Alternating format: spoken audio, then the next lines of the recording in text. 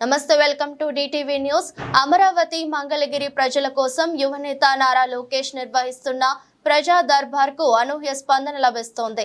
నియోజకవర్గం నలుమూలల నుంచి వివిధ వర్గాల ప్రజలు ఉండవల్లిలోని నివాసానికి చేరుకొని యువనేతకు తమ సమస్యలు విన్నవించుకుంటున్నారు.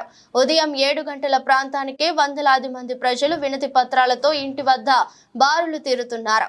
మంగళగిరి ప్రజలను తమ కుటుంబ సభ్యులుగా భావించే లోకేష్ ప్రతి ఒక్కరి సమస్యను వింటూ నేనున్నానని భరోసా ఇస్తున్నారు.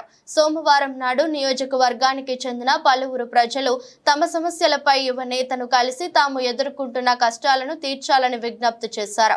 అంగన్వాడీలు, ఉపాధ్యాయులు తాము ఎదుర్కొంటున్న సమస్యలను యువనేత దృష్టికి తీసుకువచ్చారు. జీతాలు పెంచాలని, అంగన్వాడీ టీచర్లు బదిలీల కోసం ఉపాధ్యాయులు ఉపాధి ఉద్యోగాలు కల్పించాలని నిరుద్యోగుల నుంచి వినతులు అందాయి.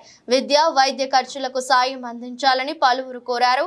వైసీపీ నేతలు అధికారాన్ని అడ్డు పెట్టుకుని తమ భూములను బలవంతంగా లాక్కున్నారని, తమకు న్యాయం చేయాలని యువనేతకు ఈ పెద్ద ఎత్తున ఫిర్యాదులు అందాయి.